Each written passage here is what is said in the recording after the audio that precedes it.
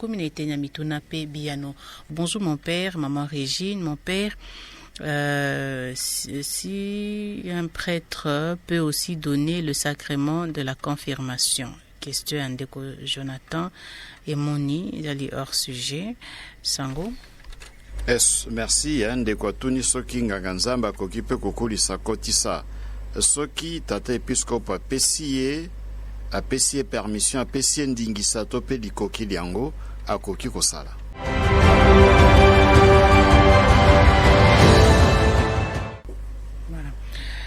Tokozwa pe koma isusu mbote sango pe mama Regine Botondi bwanya epesamaka na nzela ya batisimo to moto na moto abotamaka nango pe ndenge nini kokolisa yango okati ya bomoi bwa biso. Benedict. Voilà, Benedict ngai basoki bwanya to botamaka nango to pe lolenge kani to kokolisaka tango tozwi yango.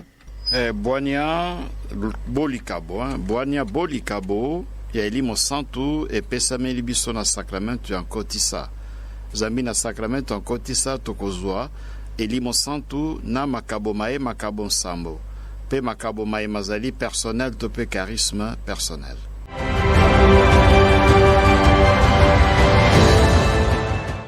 Voilà, tozali koko babandeko. Tozwa pe nkoma isusu mbote sango pe mama Regine Botondi sango pona matea etali bwanya.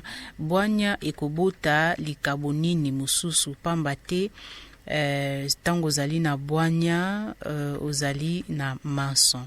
Papa Bernard. Bwanya ezali likabo motuya penza Papa Bernard kasi bwanya ekokite.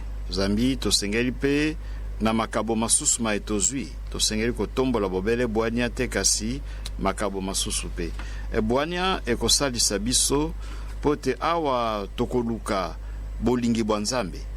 Bwanya penza yango wana moto akoluka bolingi bwa Nzambe pe alingi asala oyo Nzambe alingi pote akokisa yango asengeli na likabo bokasi. Zambi bokasi ekopesa mpiko pote atako batongi atako bafingi atikala na loboko o na bolingi bwa Nzambe. Asengeli pe na likabo pe ya mayele. Zambi mayele ekosalisa ekofungola makanisi mabiso ekofungola bongo bwa biso pote toyeba polele penza nzela nini tosengeli kolanda.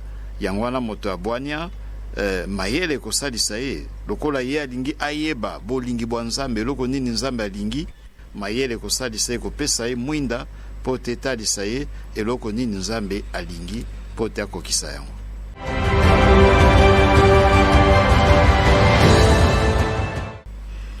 Voilà, tokozwa pe koma isusu mbote sango mbote bandeko balandi linaka liye ngai ndeko abino Jean Bertin kuna na mboka Brazzaville sango mutune ezali boye tango moto akobotama na makaboma na mason. Pona nini mason ekozala développer te? Est-ce que ezali mbuma esusu ya elimu santu nde kosunga biso to ndenge nini?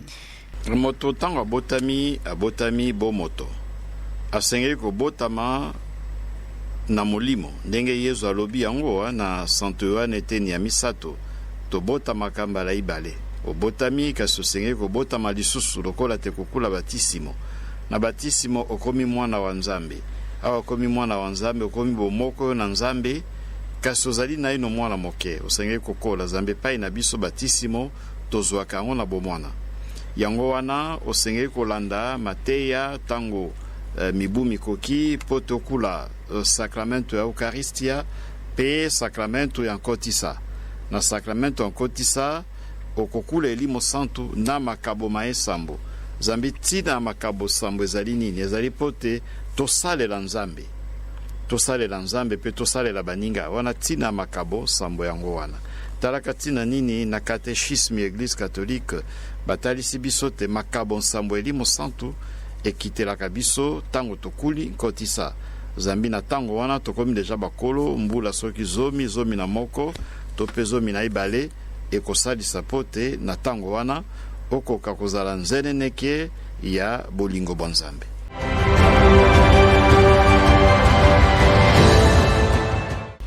toyoka ndeko Serge Taba. Roger Wawa, mbote Maman Régine, mbote balandi banson ba radio ya mama. Merci mingi nganga nzambe po ya témoignage ya lelo.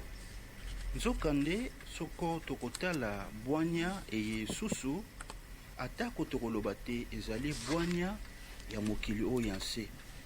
Kasi nganga nzambe soki tokomona te bwanya wana ezali mpona bolingi nzambe mpo pe bolingi ndeko wangai prochain wangai ezali pe mpoya kobongisa mokili moye. Tokoki koloba te bwanya ena ewuti epai ya ye moko mokonzi nzambe moto akeli biso. Pamba te nakei kotanga mwa buku moke oyo Saint-Père, le pape François akomelaki biso na 2016. Buku ena titre nango ezali Partager la sagesse du temps. Pape François et ses amis. Nakei kotanga na lombango mwa eteni moko balobite.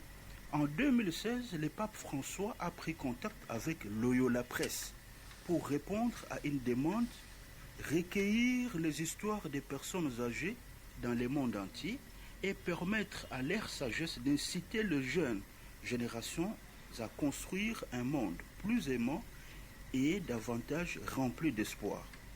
Partager la sagesse du temps et l'aboutissement de ce projet, des personnes âgées de plus de 30 pays partagent la sagesse qu'ils ont acquise durant leur vie. D'un tresseur de panier aveugle du Kenya à une sage femme centenaire qui, au Guatemala, a accouché 10 000 bébés. Chaque histoire est un témoignage de la résistance de l'être humain et de l'amour. Pape François y participe lui-même en tant que grand-père, comme les autres, en les préfaçant et en égrenant quelques-uns de ses souvenirs au fil de ces chapitres, mais aussi en commentant plusieurs des histoires rapportées dans ces livres. Nganga Nzambe, commentaire na yo mwa moke. Merci mingi wabino ndeko Serge Taba uto Marie Reine des Apôtres. Ndeko Serge Taba, nakati ya molongo, nakati ya histoire. Tokomono te bikolo na bikolo bizali na nzebi na yango. Sont des cultures de peuple. Bikolo na bikolo bizali na nzebi na yango to pe bwanya na yango. Pe tokomono te na kati ya nzebi culture bwanya ya ekolo na ekolo boko makambo mazali ya motuya mazali engebene na sangolamu ya Yesu Kristo. Yango wana pe tolobaka na mbala te bakoko na biso na Afrika. Atako na eleko ya bango mbele bayebaki Yesu Kristo te, kasi nzebi ya bango, nzebi ya biso boba na Afrika oya bakoko penza ezali na boko makambo maye maulani na maye makomami na mikanda misantu. Yango wana tolobaka te oya malamu ya bakoko tokoki kokamata. O tomoni tezali engebene na sangolamu te tokotika yango.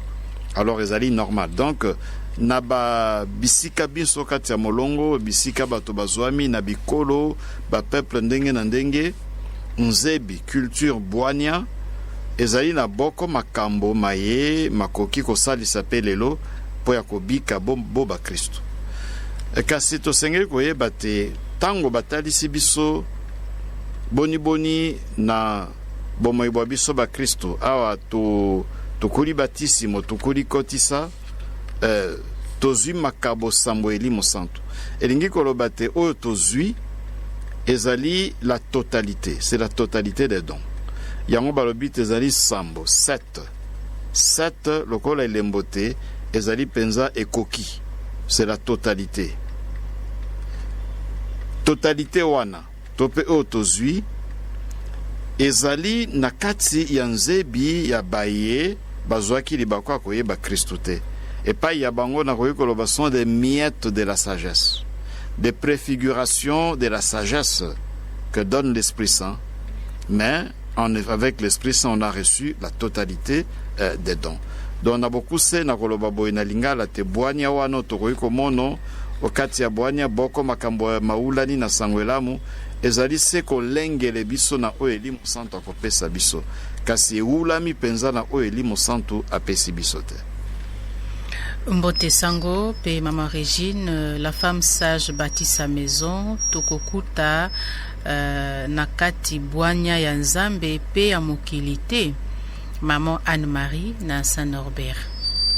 La femme sage wana ezali na buku ya bwanya na bondeko bakala. La sagesse a bâti sa maison bongo na bongo. Boko banganga mayele balobi te bwanya wana ezali nde Yesu Kristu yemei tango akoya boni akobongisa molongo na mateya maye akokela eklesia bongo na bongo. Wana ezali bwanya ya Nzambe. Ezali bwanya ya Nzambe. Bwanya ya mokili ezali se ya mokili. Kasi ndenge tolobi na kati ya nzebi ya bakoko ezala na Afrika to na bisika bisusu makambo masusu mazali maye makolengele biso ezali lokola ba prefiguration ya bwanya oyo tokomono na sangwela moto pe bwanya elimo santo akopesaka. Donc boko makambo ya malamu pe ezali kasi ezali penza mobimba lokola oyo tokozwa na bondeko basika te. Tope na kati ya Biblia tope na nzela ya elimo santo. Boko makambo kitoko ezali epai ya bakoko na biso na Afrika kasi ezali penza mobimba te ezali mwa ndambo emono ni wana penza.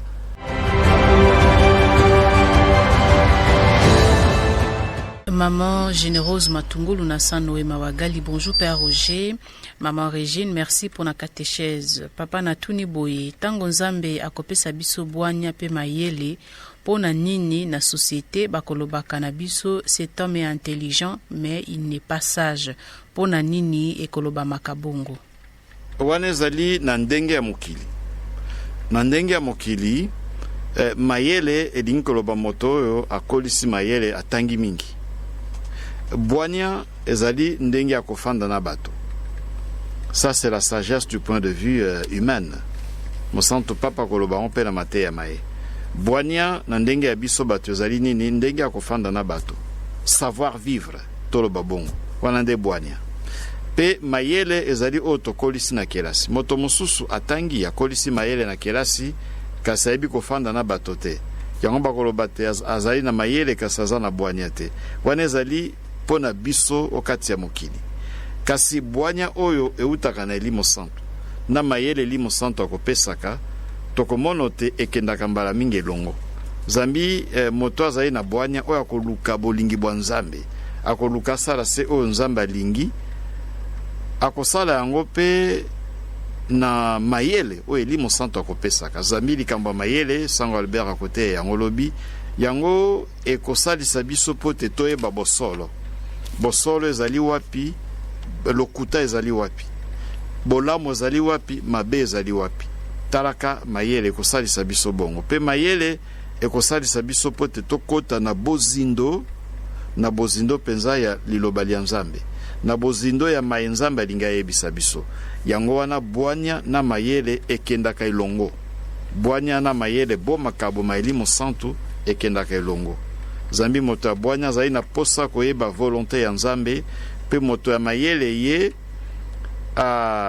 mayele kosalisa po te tokota na bozindo ya liloba lya Nzambe, tokota na bozindo ya maye Nzambe alinga yebisa biso.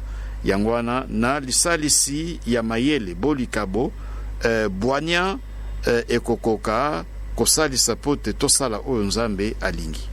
Na bokuse ezokende longo kasi na ndenge ya mokili mbala mingi tokomono te mayele na bwanya ekendaka elongo te. Moto atangi mingi kasi ayebi kofanda na bato te. Bakoloba te azali mayele penza mayele ya kelasi kasi ayebi kofanda na bato te. Amemiaka bato te, atalaka bato lokola bato pamba, azali conflictuel bongo na bongo.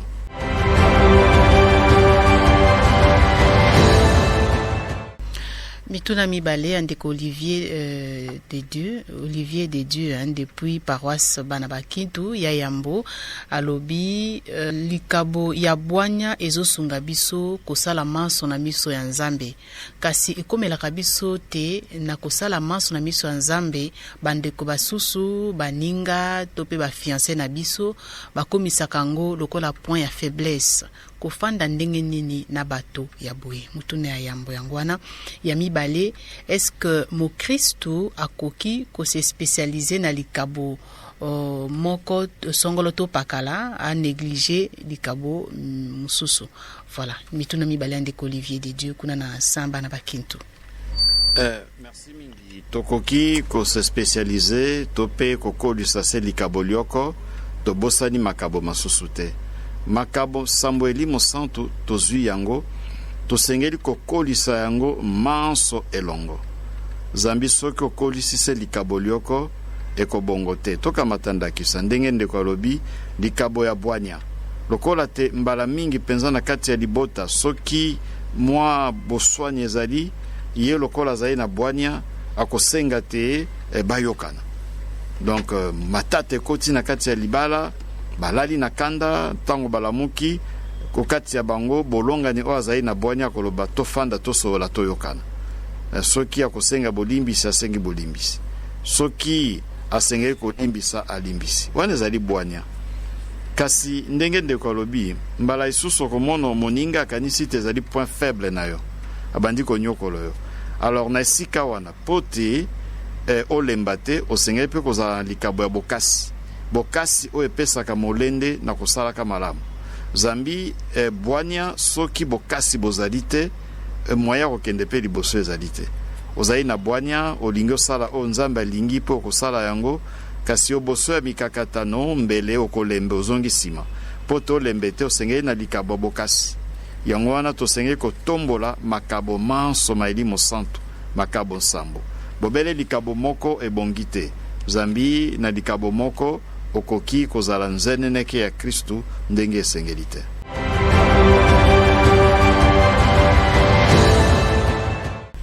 Mutuna ezali libanda penza ya likanisa bisa mokolo malelo sœur Marguerite Ngayeba rôle ya bamamelo kati ya ecclesia ezalaka nini? Bamamelo bami bonza penza pote basalela mokonzi.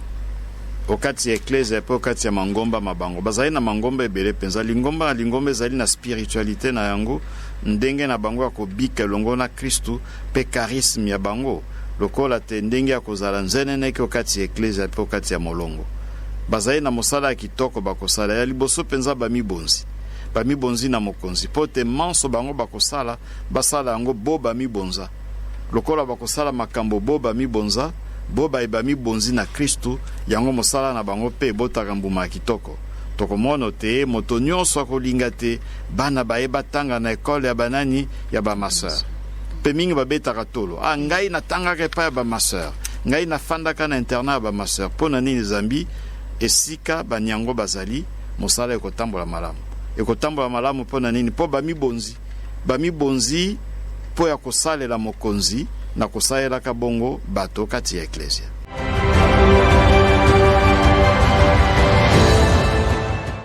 Toroyoka lisusu Joseph de Marie. Mama Regine mbote na Nzambe, merci pour la catéchèse ye kitoko penza.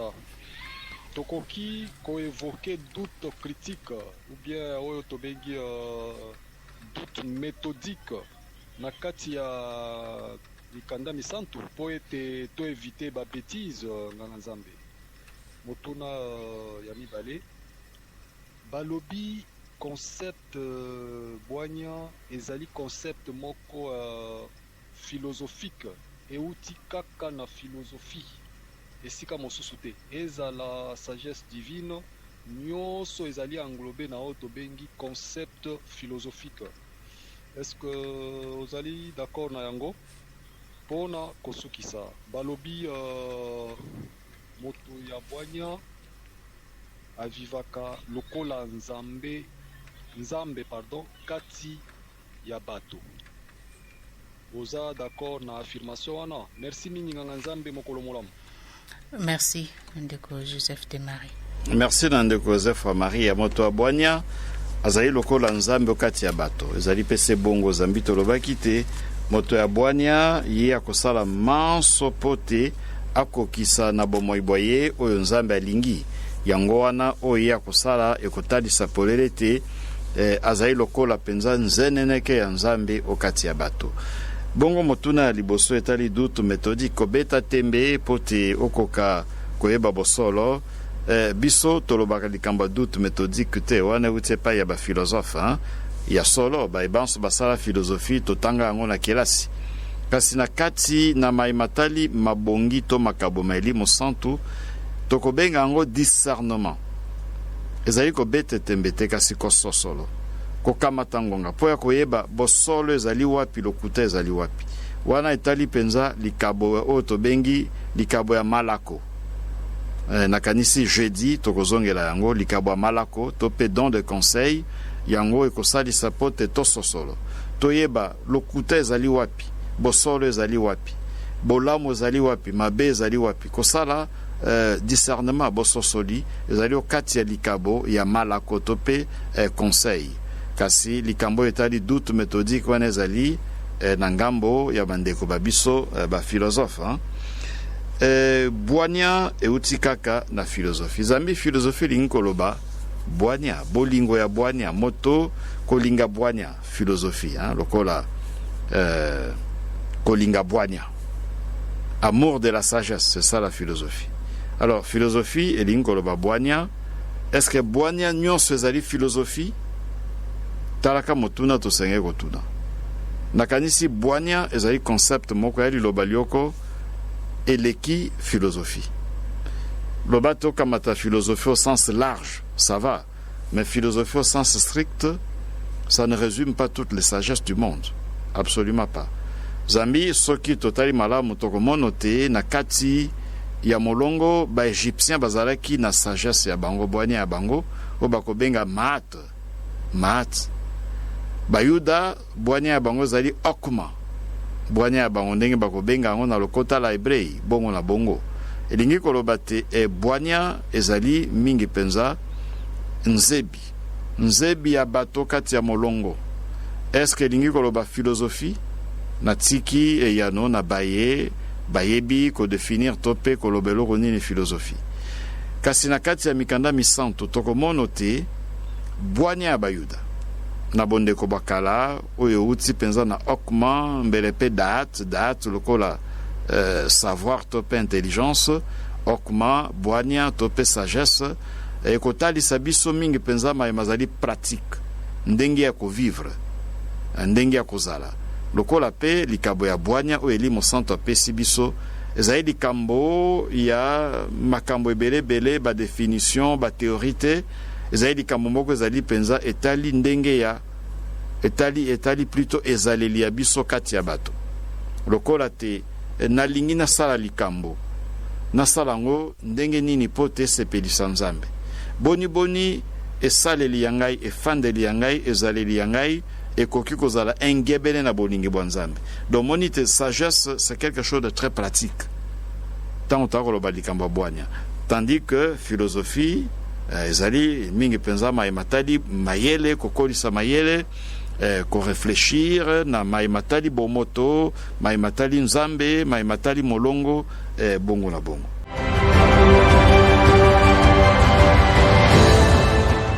Botondi mingi tokoyoka ndeko oyo atindi mituna na lifalasa. Bonjour, maman Régie. Je ne sais pas si aujourd'hui c'est maman Régie ou nos frères Bobo, frère Joël.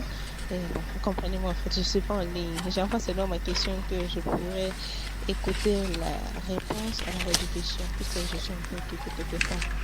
Et donc, ma question était de savoir, mon père, est-ce que pouvez-vous confirmer que la foule qui avait compris les apôtres, chacun par sa propre langue, est-ce que la foule aussi était d'une manière ou d'une autre animée de la présence du Saint-Esprit ou d'une grâce quelconque du Saint-Esprit? Est-ce que pouvez-vous confirmer aussi cela, puisque c'est l'Esprit qui ne peut que les accorder la grâce de pouvoir comprendre, cette intelligence-là de comprendre ce que disaient les apôtres. Je réalise que quelque part, l'Esprit Saint avait agi aussi en eux. Comment vous pouvez m'expliquer, selon vous, un peu cette réaction-là? La deuxième question était de savoir, quand l'Esprit s'est manifesté, ou l'Esprit se manifeste en fait dans une personne, et que la personne éprouve la grâce de pouvoir parler en langue, est-ce que c'est quelque chose d'habituel ou encore c'est une grâce que qui vient au hasard. Donc l'esprit vient quand il veut, à qui il veut et comment il veut. Donc ce n'est pas à l'homme de pouvoir, même quand l'esprit vient, parce que l'homme sait déjà que, la personne sait déjà que, bon, en fait, l'esprit travaille en moi. Quand je illustre ça par un exemple, je suis déjà au niveau charismatique. Et je me dis déjà qu'au rassemblement d'aujourd'hui, au rassemblement de ce soir, je vais parler en langue. Je me dis déjà ça de bien avant. Hein? Et est-ce que ça peut se faire? Parce que moi, je comprends selon les Écritures et puis selon certaines catéchèses que vous nous avez données, je comprends que l'esprit vient, l'esprit parle quand il veut, comme il veut. Donc, ce n'est pas à l'homme de pouvoir, ce n'est pas quelque chose d'habituel en fait. Mais si c'est ça le cas, qu'est-ce que vous pouvez dire de nos frères et sœurs? Excusez-moi, je ne porte pas un jugement sur eux, mais justement, je voulais savoir comment vous pouvez dire de nos frères et sœurs qui fait sortir une chanson auquel une grande partie, il y a l'instrument qui passe en dessous là, il y a que de parler en langue, de parler en langue. Donc cela veut dire que même dans les studios, quand tu préparais des gens, ils préparaient déjà à faire sortir la chanson en question, il sait déjà que bon, à cette étape ici, ou dans cette partie ici, je parlerai qu'en langue.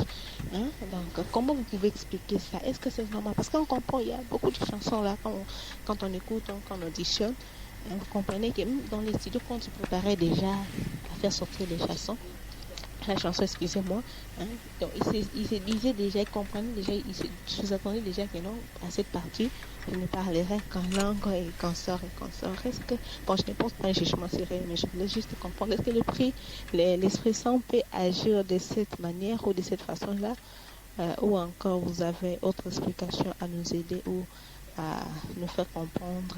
Merci mingi na mama po ya mituna tuni Freedom ezali kokoba to pesi merci na sango aimé oyo azali curé ya paroisse Saint-François de Sales zambi na poso eye lundi mardi mercredi ye moto akokamba Freedom mate ya losambo ya intercession pe tokosukisa na misa bomo meseno ekokoba pe poso koya ti tango tokosilisa marathon nakanisi poso na poso bokolanda Freedom zambi eleko tozalaka na paroisse na eleko ya marathon na paroisse tosalaka pe Freedom ezalaka pe na paroisse lokola mikolo miye paroisse ekosala te yango Freedom ezali na studio bokamwa te soki ezali kokoba zambi ezali mpo na marathon ezali kaka mpo na sanza ya mai mwa ya mari te kasi ezali mpo ya marathon lokola marathon kokoba Freedom pe sengeli pe kokoba bongo mituna ndeko atuni motuna ya liboso etali bongo maimalekaki mokolo ya nkitela eli mosantu baye bazalaki wana bakoyoka bapostolo moto na moto na lokota la ye ezali lokola pe likabo bazwi motuna ndeko atuni yango wana koyoka nkota ya yo ezali bongo bwanya to pe mayele ya bomoto zambi kota ya yo oyekoli yango okoli na yango bongo na bongo okoli na yango pe oyekoli yango mbela ta oyekoli yango te kasi lokolo okoli na yango okoyoka pe okoloba yango malamu yango wana elingi koloba te lokola bakoyoka bapostolo na kota ya bango elingi koloba te bazwi pe elimo santu kasi tokoki koloba te soki ekwei te bango balobi bazali koyoka pe kotongolo lokola entendre et comprendre le message qui est adressé en profondeur, alors là ça devient le don de l'intelligence.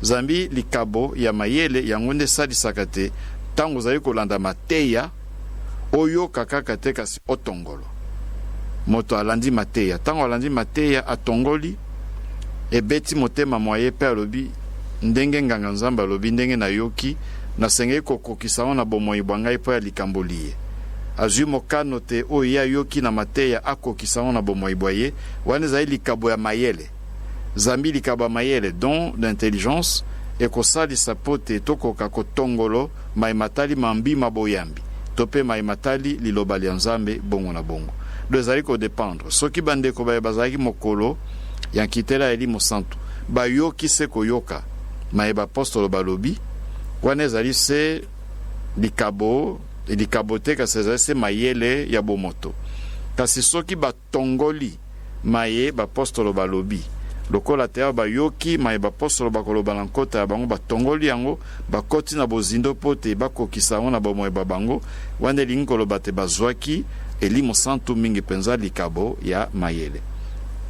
Motuna ya mibale oyo etali bongo koloba na nkota ya elimo santu ya liboso na koloba boye nkota ya elimo santu ezali bongo kati ya makabo sambo te, ezali ba charisme personnel makabo ma elimo santu apesaka na moto na moto.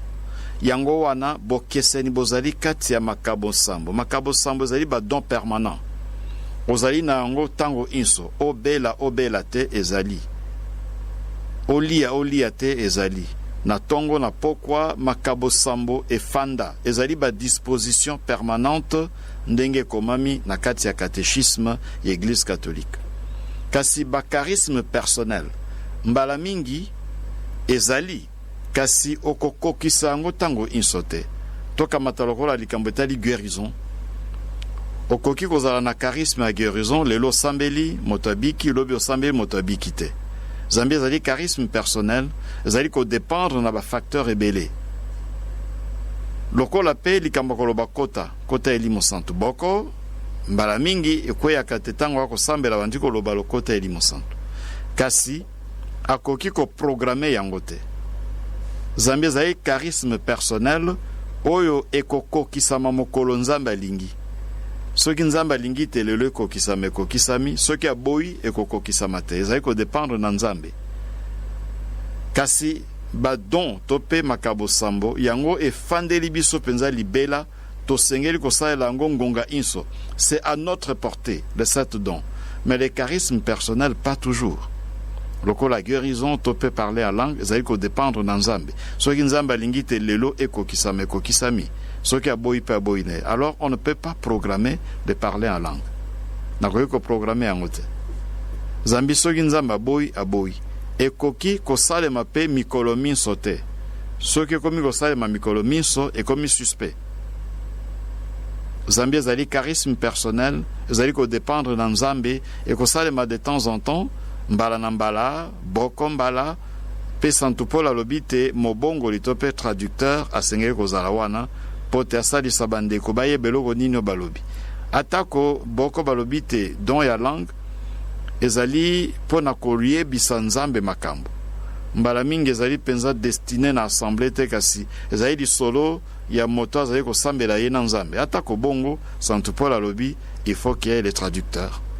Il faut que le traducteur azala pote esalisa bato bayoki yango bayeba tina ya makambo ndeko alobi ndenge komami na kati ya Biblia.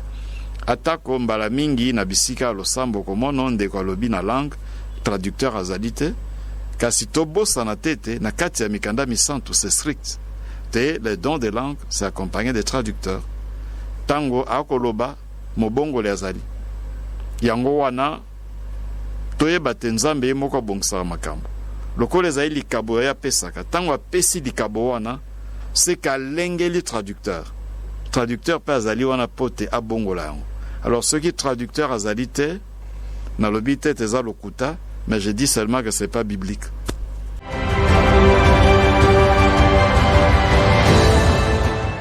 Botondi mingi sango awande tokosukisa linaka ya biso ya malongi na maimatali bwanya liloba ya busukisi. Busukisi ezali se kotondo nzambe asali te tozwa makasi ya kokoba kosalela bino kotondo pe bandeko balandi biso mikolo miyendenge tolobaki tokokamata penza ngonga pote tokoka kokota na bozindo ya likabo lioko oyo euti epai ya elimo santu kati ya makabo sambo ya elimo santu. Botondi sango pona mateya botondi na bino bandeko balandi ba Radio Maria bozala kimbai ke bolandi biso na nzela ya television YouTube bozala ebele penza bo s'abonner ndenge tozali koloba orataki mateya okoki ko kutango isusu kuna opo olanda okolisa boyambi bwayo bo panzango penza bo s'abonner bozala ebele pona kolanda biso botondi na bino banso. Radio Maria, likabo ya mamo pona Ecclesia.